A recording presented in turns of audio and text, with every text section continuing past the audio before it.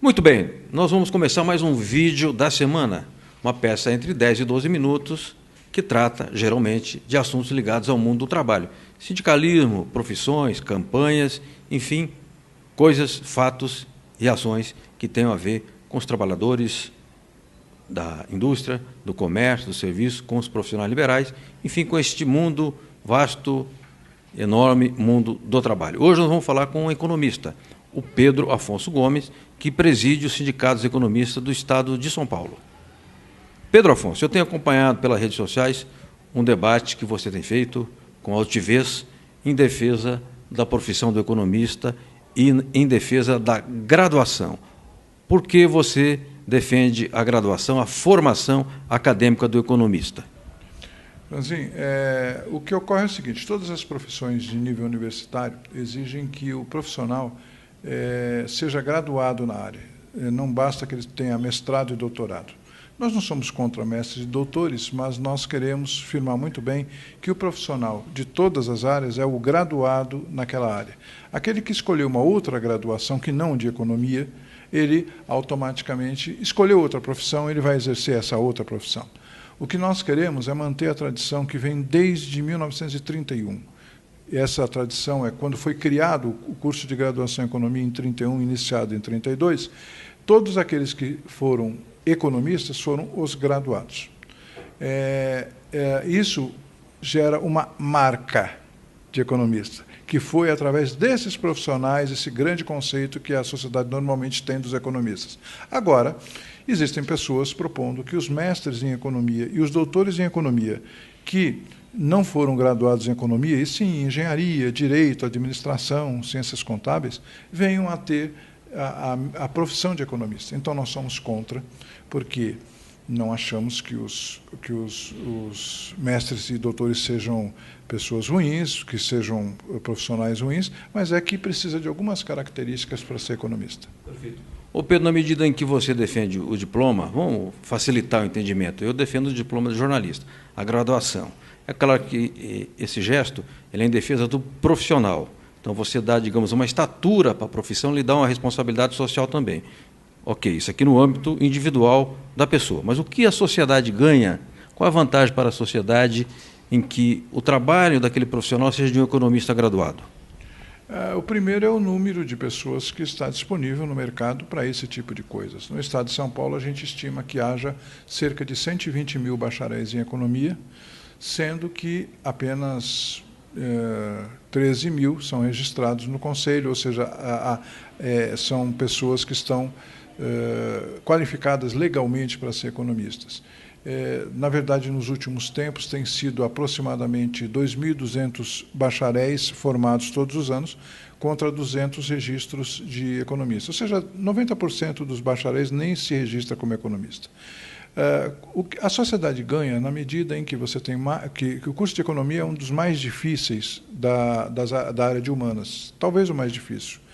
É um curso muito forte, que estuda o quê? Que estuda a teoria econômica, microeconomia, que estuda os métodos chamados quantitativos, matemática, estatística, econometria, que estuda a história humana, a história cultural, mas a história também do pensamento econômico, da história econômica, e esse cabedal que vem em outras matérias também, esse conjunto de conhecimentos facilita muito ao graduado para que ele venha a entender a realidade social e econômica, visto que a economia não é uma ciência exata, é uma ciência social. Quando você puxa um mestre doutor que não teve esse conjunto de conhecimentos, por mais que ele estude, eu não estou desclassificando o trabalho que ele faz, o estudo que ele fez, você vai ter algo que a sociedade não vai aurir aquele conhecimento que ele teve na universidade, o bacharel em ciências econômicas. Perfeito. Pedro Afonso, você preside o Sindicato dos Economistas do Estado de São Paulo, mas existe também a Ordem dos Economistas. O que é o sindicato e o que é a ordem? Em que essas duas instituições se completam, em que ambas favorecem o profissional? Na verdade, são três entidades no Estado de São Paulo. Uma é a Ordem dos Economistas do Brasil, que é uma associação cultural. A ideia básica na fundação da Ordem dos Economistas foi que ela promovesse a ciência econômica e o debate econômico. Nada a ver nem com o exercício profissional, nem com a fiscalização do exercício profissional. Quem faz a fiscalização é o Conselho Regional de Economia, assim como existe o Conselho Regional de Contabilidade, Administração, Engenharia e tal. Então, ao Conselho cabe a fiscalização, o registro dos economistas, impedindo a invasão por outras profissões. Ao sindicato cabe o fomento do mercado de trabalho, o aperfeiçoamento e a atualização dos profissionais para servir melhor à sociedade. E essas três entidades se relacionam? Têm políticas em comum, digamos que agregam conhecimento e empenho e ações em favor dos economistas?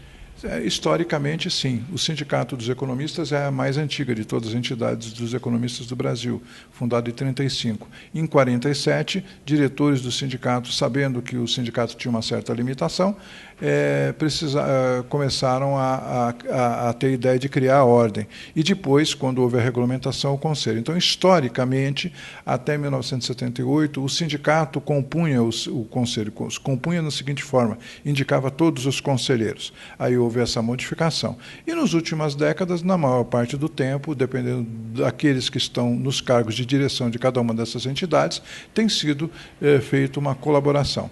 Por vezes, não, por um comportamento um pouco mais pessoal, diria um pouco político, nem sempre. O sindicato, que eu me recorde, nos últimos 12 anos em que eu sou diretor, sempre teve abertura tanto para o Conselho quanto para a Ordem.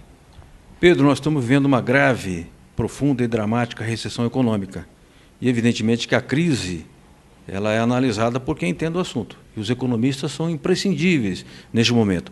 Mas eu sou dono de uma empresa, a crise também, às vezes, me impede de contratar um profissional. Como é que é a contratação do economista? É na SLT, ele pode ser contratado como um profissional liberal, como um microempreendedor, ele pode ser PJ, ou o sindicato só admite um tipo de contratação pela CLT? Como é que se resolve isso? Na verdade, entre aqueles que estão hoje na categoria, nós dividimos mais ou menos em três situações. Uns 25% da categoria já se aposentaram, continuam com a possibilidade de trabalhar como economistas, porque tem um registro de economista, mas já não estão muito na ativa. Nós temos mais da metade hoje dos profissionais que não é empregada, que tem ou ele é autônomo, ou ele tem a sua pequena empresa de economia e finanças, como é o meu caso. São as consultorias chamadas. As consultorias, perícias, avaliações e várias outras atividades que o economista pode fazer. E menos da metade, quer dizer, mais ou menos uns 10%, são de funcionários públicos, e mais ou menos uns 25%, em torno disso, um pouco menos, são seletistas. Quer dizer, nós temos uma minoria absoluta de seletistas. A maioria é não seletista. Pedro, as pessoas assistem à TV e veem lá analistas econômicos falando sobre bancos, sobre ações, sobre inflação, coisas que têm impacto na nossa vida real, mas elas são, assim, digamos, meio etéreas, elas não batem diretamente, a gente não sente concretamente aquilo que eles tratam, às vezes, no Jornal da Globo, etc. São meio abstratas, né, essas coisas. Agora, na real, os economistas têm especialidades. Por exemplo, eu sei que você é especializado em reestruturação de empresas. É isso? É uma especialidade do economista? Tem que fazer curso? Como é que a pessoa vira um especialista nisso? Na verdade, é toda a minha história, né? Desde a época que eu era gerente do Banco do Brasil, eu atuo nessa área de reestruturação. Então, a gente tem que, evidentemente, não só conhecer os conceitos econômicos e a realidade econômica, como também adentrar na especificidade de cada empresa, conhecer o ramo e tentar recuperar, sim. Também tem o aspecto da lei, né? Tem, exato. Porque, na verdade, a gente distingue duas coisas. Uma é a reestruturação, que não exige a lei, é uma ação econômica para que a empresa, antes de pedir a recuperação, só que desde 2005 também existe a chamada recuperação judicial. Então, os economistas atuam numa e noutra, para tentar fazer com que a empresa restabeleça a sua capacidade de produção e, principalmente, de emprego.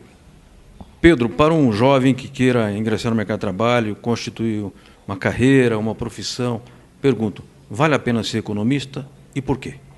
Eu digo com absoluta tranquilidade. O trabalho existe, mas é evidente que eu também não poderia dizer outra coisa, que todo início de carreira é difícil. É exatamente por isso que o Sindicato dos Economistas tem um apoio especial ao jovem economista.